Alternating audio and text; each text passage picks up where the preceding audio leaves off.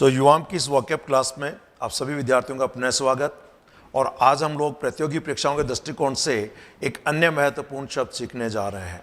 जैसा कि हमारी क्लास का एक प्रोसेस है, एक सिस्टम है कि हम एक बहुत आसान शब्द जो आप में से सभी को या अधिकांश विद्यार्थियों को उसका मीनिंग मालूम होता है, वह उस शब्द के जो सिमिलर वर्ड जो कि एडवांस्ड लेवल वोकेबुलरी में माने जाते हैं, हम उस आसान से लेकर कठिन लेवल की ओर बढ़ते चले जाते हैं।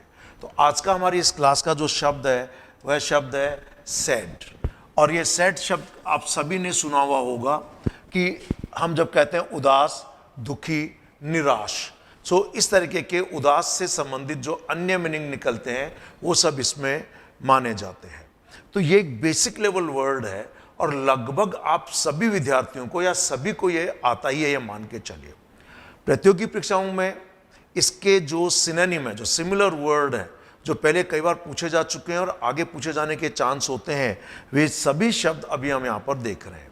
ये शब्द है पहला crestfallen, gloomy, dejected, glum, depressed, melancholy, बहुत अच्छा शब्द है melancholy, despondent, miserable, doleful and morose. ये सभी शब्द अच्छे हैं प्रतियोगी परीक्षाओं के दृष्टिकोण से और महत्वपूर्ण इसलिए है कि एडवांस्ड लेवल होने के कारण जो आपका वॉकअप का टेस्ट होता है उसमें इन्हें पूछे जाने के चांस रहते हैं। सो पहले तो आइए सैड शब्द को देखते हैं जल्दी से। और इसके मैंने बहुत से कॉलोकेशन दिए हुए हैं, सभी को बोलना तो पॉसिबल नहीं है, पर इसका मीनिंग जो है वो अनहैप्पी यानी जो उदास है या दुखी है, रिग्रेटेबल यानी दुखद या खेदजनक भी हम इसके लिए कह सकते हैं। जो अपनी एडजेक्टिव की बुक है युवाम की, क्लियर, एक्टिव फ्लुएंसी एडजेक्टिव, उसमें इस तरीके के सभी एडजेक्टिव के कॉलोकेशन दिए गए हैं कि सैड शब्द के बाद कौन कौन से नाउन आप प्रयोग कर सकते हैं ताकि रिक्वायरमेंट के अनुसार आप जल्दी से इनको बोल सकें। तो वो सारे जैसे sad day, sad end, sad episode या sad occasion, sad plight, sad smile या सैड स्टेट ऑफ अफेयर्स, तो इस तरीके से सैड शब्द आपको आता है। अब हम इसके एडवांस लेवल वर्ड्स की तरफ चलते हैं जिनके सेंटेंसेस को डिटेल में देखेंगे। बहुत अच्छा शब्द है क्रेस्टफॉलन। पहले कई बार प्रतियोगी परीक्षाओं में पूछा जा चुका है यह शब्द। मीनिंग है disappointed and very sad because of having failed unexpectedly in something, कि अपनी आशाओं के खिलाफ, आशा कुछ और थी पर किसी अपने प्रयास में कोई व्यक्ति फेल हो गया, जिसके कारण से हम लोग दुखी हो जाते हैं, निराश हो जाते हैं, उदास हो जाते हैं। तो वो मीनिंग है क्रेस्टफॉलन का। हिंदी में कह सकते हैं निराश, उदास या दुखी, क्लियर, कि वो डिसअपॉइंटेड हो जाते हैं एंड वेरी सैड, बहुत दुखी हो जाते हैं। किस कारण से? Because of having failed unexpectedly, यानी उम्मीद तो सफल होने की थी पर किसी प्रयास में, किसी काम में असफल हो गए, तो क्रेस्टफॉलन का प्रयोग करते हैं। आइए इस पे कुछ सेंटेंस जैसा ही पहला दिया हुआ है। He was crestfallen when he came to know that he had not been selected for the job, क्योंकि वह दुखी हो गया। कब? एडवर्ब क्लोज लगा, when he came to know, जब उसको पता चला that he had not been selected for the job, कि उस रोजगार के लिए, उस काम के लिए उसे नहीं चुना गया, जब ये उसको पता चला तो वह बहुत दुखी हो गया। पहले देखिए, थोड़ा ग्रामर पॉइंट ऑफ व्यू से मैं सेंटेंस बता दूं। ये मेन सेंटेंस है, इसमें आपने एक एडवर्ब क्लॉज ऑफ टाइम जोड़ दिया, when he came to know, और उस नो के बाद फिर एक नाउन क्लॉज है, that he had not been selected for the job, और ये पास्ट परफेक्ट में है, क्योंकि जो काम सबसे पहले होता है उसे पास्ट परफेक्ट में, और उसके बाद होने वाले काम को पास्ट इंडेफिनिट में। ये आपको ग्रामर में पॉइंट ऑफ व्यू से इसलिए बता रहा हूं कि जब ये when he came to know past indefinite में, तो इसके पहले कोई चीज हुई, उसी के बारे में तो उसको पता चला। और पहले क्या चीज हुई? He had not been selected for the job, उसे जॉब के लिए सिलेक्ट नहीं किया गया। तो कहां पर एडजेक्टिव क्लॉज है, एडवर्ब क्लॉज है, सब्जेक्ट, वर्ब, ऑब्जेक्ट या जेरंड या पार्टिसिपल, मैं जब सेंटेंस डिस्कस करता हूं तो आपको एक चीज बताता हूं। नेक्स्ट सेंटेंस है, the batsman walked confidently to the pitch but return crestfallen a few minutes later with a score of 2, कि जो बैट्समैन था वह बहुत ही कॉन्फिडेंस के साथ पिच की तरफ वॉक करके गया, लेकिन ही रिटर्न क्रेस्टफॉलन, लेकिन बहुत ही दुखी या उदास या निराश होकर लौट आया कुछ मिनटों बाद ही केवल 2 का स्कोर लेकर, यानी 2 रन बनाकर कुछ मिनट बाद ही वो उदास होकर लौट आया। यहां पर बट से हमने 2 सेंटेंस जोड़े हैं जो कि एक कंजक्शन है, और पहला सेंटेंस का कॉन्ट्रा रिजल्ट है सेकंड वाला, इसलिए बट से हम लोग 2 सेंटेंस जब भी जोड़ें तो पहले वाले सेंटेंस के कॉन्ट्रा अगर रिजल्ट आते हैं तो बट का प्रयोग करते हैं, और अगर पहले वाले सेंटेंस के अनुरूप अगर परिणाम आते हैं तो एंड का प्रयोग करते हैं।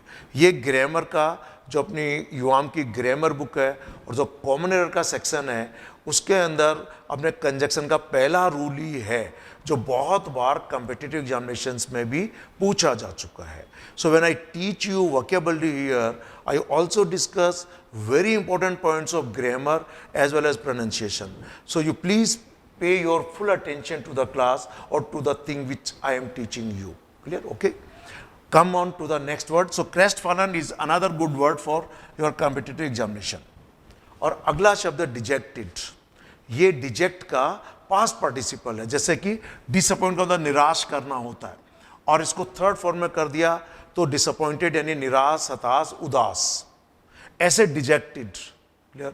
सो डिजेक्टेड एडजेक्टिव है, मीनिंग है डिसअपॉइंटेड, अनहैप्पी और सैड, यानी उदास, हताश, निराश। जैसा कि मीनिंग है शी सेट इन साइलेंस, वो बहुत ही साइलेंस में बैठी हुई थी। लुकिंग टायर्ड एंड डिजेक्टेड, बहुत थकी हुई और बहुत उदास दिखती हुई, साइलेंस, चुप्पी के साथ बैठी हुई थी। क्लियर? तो जब डिजेक्टेड होंगे, थके हुए होंगे तो इंसान क्या करेगा? बहुत साइलेंस करके बैठ जाता है।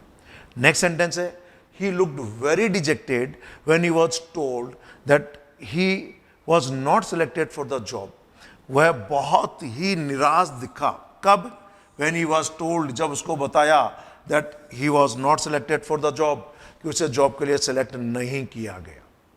क्लियर? सो डिजेक्टेड भी अच्छा शब्द है, सैड और डिसअपॉइंटेड की जगह आप इसका यूज कर सकते हैं। आइए अगला शब्द और वह शब्द है डिप्रेस्ड। डिप्रेशन इसी से आता है। डिप्रेशन शब्द तो बहुत कॉमन है, जब व्यक्ति अंदर अंदर दुखी हो जाता है तो कहते ना कि वो आजकल बहुत डिप्रेशन में है। सो उसी डिप्रेस्ड को एडजेक्टिव के रूप में, यानी डिप्रेशन नाउन है, डिप्रेस्ड एडजेक्टिव है, मीनिंग है सैड, डिजेक्टेड, अनहैप्पी, जो हतोत्साहित हो जाता है, निराश हो जाता है, मायूस और दुखी हो जाता है, यानी जिसका उत्साह खत्म हो जाता है, अंदर ही अंदर उसके अंदर एक नकारात्मक भाव पनप जाते हैं, तो वो डिप्रेस्ड हो जाता है। पहला देखिए कॉलोकेशन है बी डिप्रेस्ड अबाउट समथिंग, जैसे he is depressed about his continuous failure in his business, कि बिजनेस में लगातार असफलता के कारण, फेल्यूर के कारण से वो क्या है? डिप्रेस्ड है। Feel depressed, some people feel depressed when they don't get the result as per their expectation, कि अगर उन्हें अपनी उम्मीद के अनुसार रिजल्ट नहीं आते हैं तो दे फील डिप्रेस्ड। क्या हो जाते हैं? डिप्रेस्ड महसूस करते हैं। बिकम डिप्रेस्ड ऑलमोस्ट ऐसा ही है। अब ऐसे ही देखिए, इसे कुछ मीनिंग और मैंने दिया है अब, लेकिन इसका मीनिंग कुछ अलग हो गया। ठीक है? यहां डिप्रेस्ड का मतलब कम, जो दब गया है कहना चाहिए। तो यहां पर कहा depressed area, economy, industry, market place, means they don't have good profit और इन अ बिजनेस और मनी। तो यहां पर देखिए, मैं इसलिए बता रहा हूं, जब कॉम्पिटिटिव एग्जामिनेशन में वर्ड्स पूछे जाते हैं तो आपको उनकी कंप्लीट मास्टरी होना चाहिए। मैं आपको यहां पर एक रेफरेंस देना चाहूंगा कि देखिए, एक शब्द है जो कि आप में से सभी विद्यार्थियों को आता होगा। पहले बात तो इसका प्रोनाउंसिएशन देखिए, this is carrot not carrot. गाजर को हम लोग बोलते हैं, स्पेलिंग के आधार पर लोग इसका उच्चारण कर देते हैं कैरोट, पर वह उच्चारण गलत है, हम इसे कहते हैं कैरेट। कैरेट, और ये नाउन है। 2015 आईबीपीएस के पीओ के एग्जामिनेशन में कैरेट शब्द का मीनिंग पूछा गया। जिन बच्चों को कैरेट की पूरी जानकारी इस शब्द की नहीं थी, आधी अधूरी जानकारी थी, वो सबके सब इसका मीनिंग गलत करके आ गए, क्योंकि गाजर के अलावा इसे एक और महत्वपूर्ण मीनिंग होता है, और वह मीनिंग होता है इंसेंटिव। इंसेंटिव शब्द तो आपने सुना होगा। जब कोई अच्छा काम करता है तो उसको और प्रोत्साहित या प्रेरणा देने के लिए हम लोग इंसेंटिव का उपयोग करते हैं। सेंटेंस था कि the company has failed because it didn't provide financial carrot to the employees. So financial carrot to the employees यानी आर्थिक इंसेंटिव नहीं दिया था, तो कंपनी का बिजनेस में फेल हो गया। तो ऐसे डिप्रेस्ड जब हम यहाँ कह रहे हैं कि कोई area, economy, industry, market place या मीन्स अगर मतलब डिप्रेस्ड हैं, तो इसका मतलब है कि उनके पास पर्याप्त प्रॉफिट उन्होंने नहीं कमाया, या उनके पास पर्याप्त बिजनेस आज की तारीख में नहीं है, और ना ही उनके पास पैसा है। क्लियर? ठीक ऐसे जब आप कहते हैं depressed amount, level, price, rate, it means इसका मतलब लोअर देन यूजुअल, कि जितना होना चाहिए था प्राइस या रेट या कोई मात्रा किसी चीज की अमाउंट होना चाहिए था, उतना वह नहीं है, तो भी डिप्रेस्ड का यूज करते हैं। तो यहां पर अलग तरीके से इसका मीनिंग हुआ, एक बार फिर देख लीजिए। ये ऊपर का निराश, हताश, हतोत्साहित से रिलेटेड है। क्लियर? कैसे इसका यूज करेंगे सेंटेंस में, मैंने यहां वर्ब सहित कोलोकेशन दे दिया कि to be depressed about something, to feel depressed या टू बिकम डिप्रेस्ड। साथ में अगर किसी बिजनेस में, किसी मार्केट में पर्याप्त पैसा नहीं है, अच्छा प्रॉफिट नहीं है, या वो बिजनेस में काफ़ी पैसा लग रहा है, पर्याप्त पैसा नहीं है, तो वो डिप्रेस्ड हो जाता है। ऐसे depressed amount, level, price, rate, इनमें जितना उसकी रेट होना चाहिए, जो यूजुअल रेट होना चाहिए, वह उससे कम है। तो इस तरीके से when you learn something you must try to acquire the complete, means the total mastery of the words, and with the help of Yuam's books. I have personally published and written several books for vocabulary. If you read them, I assure you, you'll get good command over the vocabulary part. And when you appear in the examination, certainly you will perform better in comparison to others. इस तरीके के सारे collocations उनमें दिए हुए हैं। So depressed meaning आपने देखा कैसे यूज किया जाता है। अगला है despondent. Sorry, it is another good word for your competitive examination. Its meaning is very sad, unhappy and without hope. कोई उम्मीद नहीं रही, यानी हार मान गया और दुखी हो गया, अनहैप्पी है और बहुत उदास है, इसलिए उदास या खिन्न या निराश हो गया अपने काम से। सेंटेंस है, he is getting very despondent because he was rejected by the board. Board का मतलब कोई सिलेक्शन बोर्ड होगा। जब सिलेक्शन बोर्ड या बोर्ड द्वारा जब उसे रिजेक्ट कर दिया गया तो क्या हुआ? he is getting very despondent, तो बहुत निराश हो रहा है। क्यों हो रहा है? क्योंकि उसको बोर्ड ने सिलेक्ट नहीं किया, रिजेक्ट कर दिया। नेक्स्ट सेंटेंस देखिए, educated young people are increasingly becoming despondent because of dearth of good job opportunities. बहुत अच्छा सेंटेंस है कि जॉब अपॉर्चुनिटीज की कमी के कारण, डर्थ का मतलब है LAC के लैक, और डर्थ के सिनोनिम मैंने अलग से इसका वीडियो बनाया है। डर्थ का मतलब पॉजिटिव भी कह सकते हैं आप इसके लिए, PAU, पर सिचुएशन अलग हो सकती है। स्कैर्सिटी भी कह सकते हैं, किसी चीज की कमी होना, यानी LAC के लैक। सो रोजगार की अपॉर्चुनिटीज की कमी के कारण से क्या हो रहा है कि जो एजुकेटेड यंग पीपल हैं वो दिन प्रतिदिन इंक्रीजिंगली निराश होते जा रहे हैं, डिस्पोंडेंट बनते जा रहे हैं, यानी खिन्न या उदास या निराश होते जा रहे हैं। कौन? Uneducated, sorry educated people. क्यों? क्योंकि जॉब अपॉर्चुनिटीज की कमी है, डर्थ है। ठीक है, अच्छा सेंटेंस है, आपके जीवन से जुड़ा हुआ। और आप सब लोग जानते हैं कि जिस हिसाब से बेरोजगारी चल रही है, तो उस बेरोजगारी के कारण से अधिकांश जो शिक्षित युवा हैं वो निराश होते जा रहे हैं। नेक्स्ट सेंटेंस है, I have never seen you so despondent earlier about your failure, कि आपको अपनी असफलता के बारे में मैंने पहले कभी भी आपको इतना उदास नहीं देखा। मीन्स आप पहले भी हो सकता है फेल हुए हों, पर इतने उदास कभी नहीं रहे जितना कि इस बार हो। तो हमें इतना उदास होना नहीं चाहिए। सो डिस्पोंडेंट एक अच्छा शब्द है प्रतियोगी परीक्षाओं के दृष्टिकोण से, जो निश्चित रूप से आपको मालूम होना चाहिए। आइए अगला सेंटेंस देखते हैं, और सॉरी शब्द देखते हैं, और यह शब्द है डॉलफुल। डॉलफुल का विशेष तौर से मीनिंग होता है दुखी, यानी उदास, उसमें इनबिल्ट है ये मीनिंग। इसलिए कहा वेरी सैड, इसलिए मॉर्नफुल यानी दुखी, उदास, शोक में। तो अगर बहुत ही शौक या दुख के कोई बात हो तो हम लोग उसके लिए डॉल्फिन शब्द का यूज करते हैं। जैसा कि सेंटेंस है, she looked at me with a doleful expression on her face, कि चेहरे पर बहुत ही उदास या दुख के एक्सप्रेशन रखे हुए उसने मेरे को देखा। So she looked at me, किसके साथ? With a doleful expression on her face, चेहरे पर कैसे भाव थे? बहुत ही दुखद या शौक में भाव थे चेहरे पर, और उसने मुझे देखा। तो डॉल्फुल भी अच्छा शब्द है, प्रतियोगी प्रेक्षण दृष्टिकोण से पहले भी कई बार पूछा गया है। आइए अगला शब्द। अब आप कहेंगे साहब क्या सभी शब्द अच्छे हैं? देखिए, आपको लगभग ये कहना चाहिए कि 2000 ऐसे शब्द हैं जो फ्रीक्वेंटली अलग अलग कॉम्पिटिटिव एग्जामिनेशन में पूछे जाते हैं। उनमें से 30-40% वर्ड्स आपको ऑलरेडी आते हैं। आपको 1000-1200 वर्ड्स और सीखने ही पड़ेंगे। अगर वो 1000-1200 वर्ड्स आप सीख लेंगे तो आपके लिए बहुत अच्छा हो जाएगा कॉम्पिटिटिव एग्जामिनेशन के लिए। आइए अगला शब्द ग्लूमी, मीनिंग है सैड एंड विदाउट होप, जिसे उम्मीद नहीं हो, किसी चीज की निराश हो गया हो और सैड हो। तो हिंदी में मीनिंग वही है, निराश, उदास और निराशाजनक मीनिंग है इसका।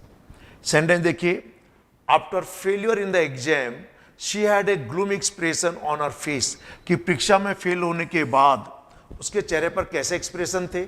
निराशाजनक एक्सप्रेशन थे। Means she had a gloomy expression on her face. Next sentence, the cemetery is a gloomy place to visit. पहले मैं आपको सेमेट्री का मीनिंग बता दूं।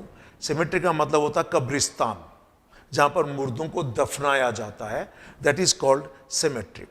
तो यहां पे अगर आप किसी कब्रिस्तान को विजिट करें तो एक बहुत ही ग्लूमी प्लेस है विजिट करने के लिए, यानी बहुत ही निराशाजनक, मन में उदास हो जाते हैं, दुखी हो जाते हैं, निराश हो जाते हैं।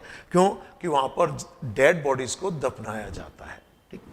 अगला सेंटेंस है, she became very gloomy and depressed after she lost money in stock market.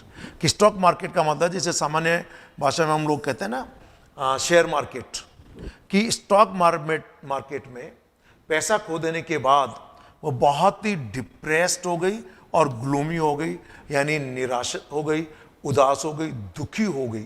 तो इस तरीके से इसका जो मीनिंग है वह निराश और दुखी है।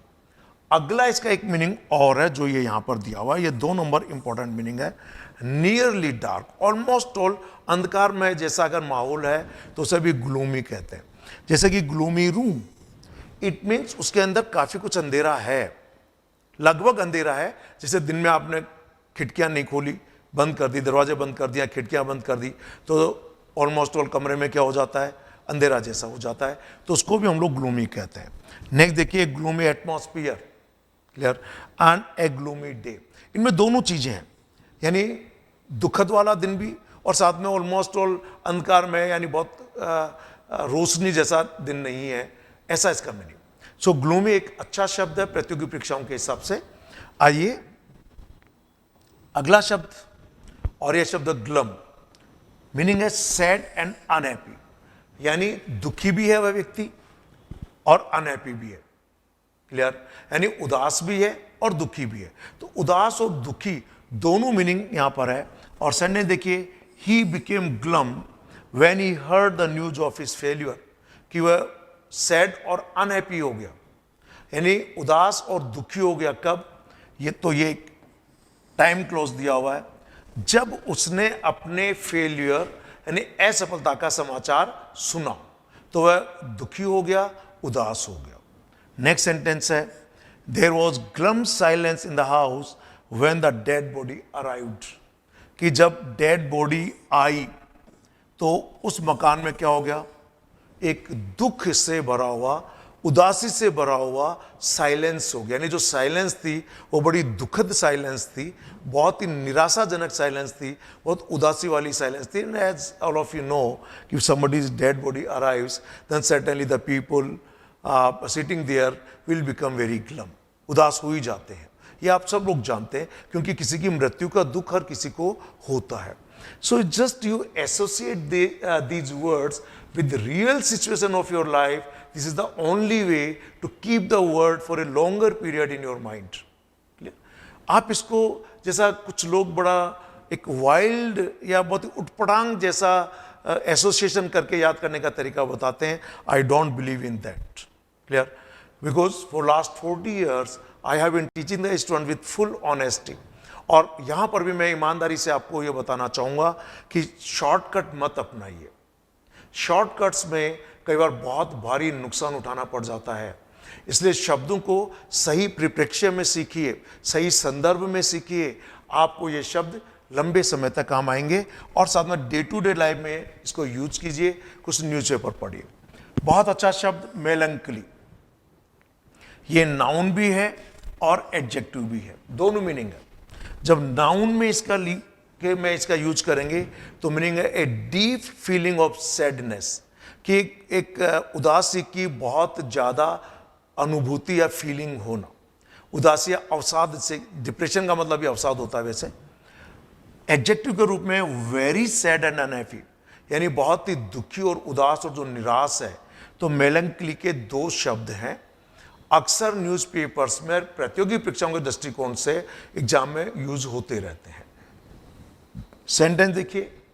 She was in A melancholy mood after her failure in the exam. निश्चित रूप से जब परीक्षा में कोई असफल हो जाता, फेल हो जाता, तो क्या हो जाता है कि वो बहुत ही दुखी मूड के अंदर थी, मेलंकली मूड में थी. तो मेलंकली मूड से भी जोड़ दीजिए. अगला सेंटेंस. दे बिकेम क्वाइट, वो बहुत चुप हो गए, शांत हो गए. And melancholy after their defeat in the match, कि मैच में हार के बाद वे बहुत ज्यादा उदास, निराश, हताश हो गए और साथ में शांत हो गए, चुप हो गए, कुछ नहीं बोले. तो ये भी मैच में हार के बाद आप सिचुएशन को जान सकते हैं. अगला सेंटेंस है. She began to feel more and more melancholy after the death of her husband, कि उसके हस्बैंड की डेथ के बाद क्या वह बहुत ज्यादा उदास, निराश, हताश होना शुरू हो गई. So begin to feel more and more melancholy.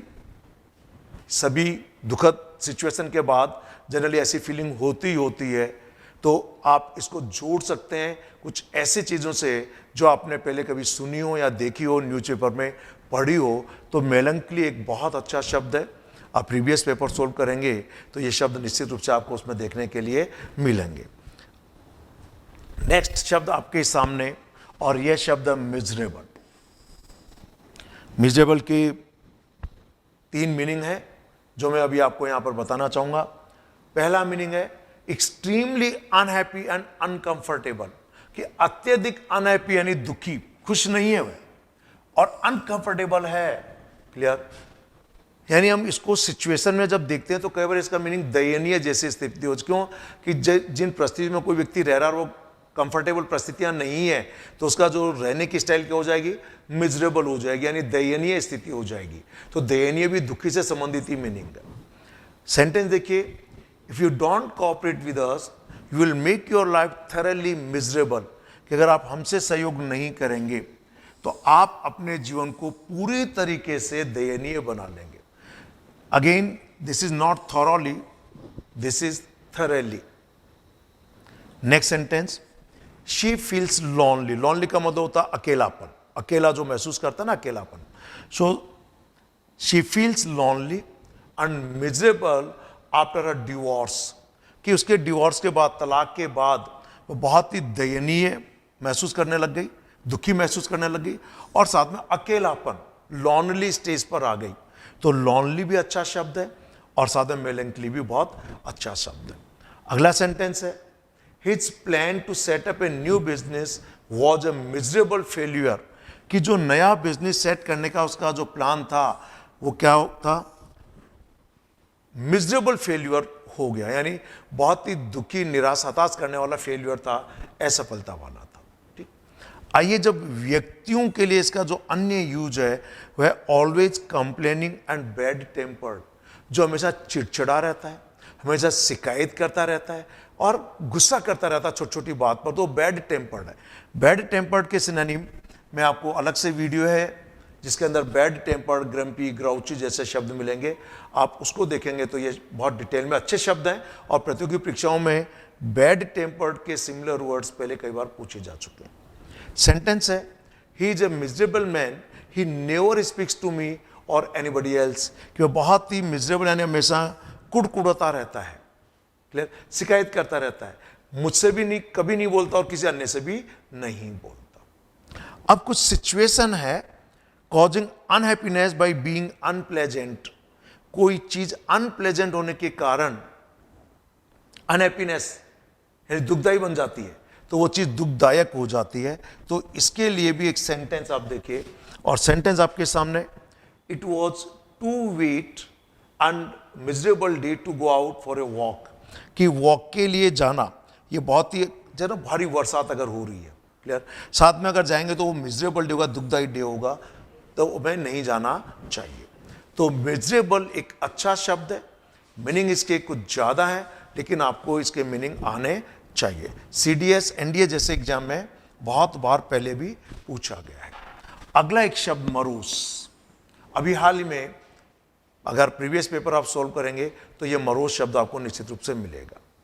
Meaning very sad, unhappy and unwilling to talk, smile and be pleasant, यानी वो किसी से खुश होता ही नहीं, कभी प्लेजेंट होता ही नहीं है, क्लियर है, और न किसी से बात करता है यानी अनिच्छुक, अनिच्छुक, और न स्माइल करता, न कभी मुस्कुराता है, बहुत ही सैड और अनहैप्पी, हिंदी में कह सकते हैं उदास, चिड़चिड़ा, खिन्न, ठीक है। सो इसका मीनिंग बैड टेम्पर्ड में भी आपको मिलेगा, क्यों कि इसका सिनोनिम बैड टेम्पर्ड में सैलन, जो बिल्कुल खिन्न रहता है, खोया खोया रहता है, मन ही मन अंदर कहीं ना कहीं कुड़ता रहता है, तो ये व्यक्ति मरूस है।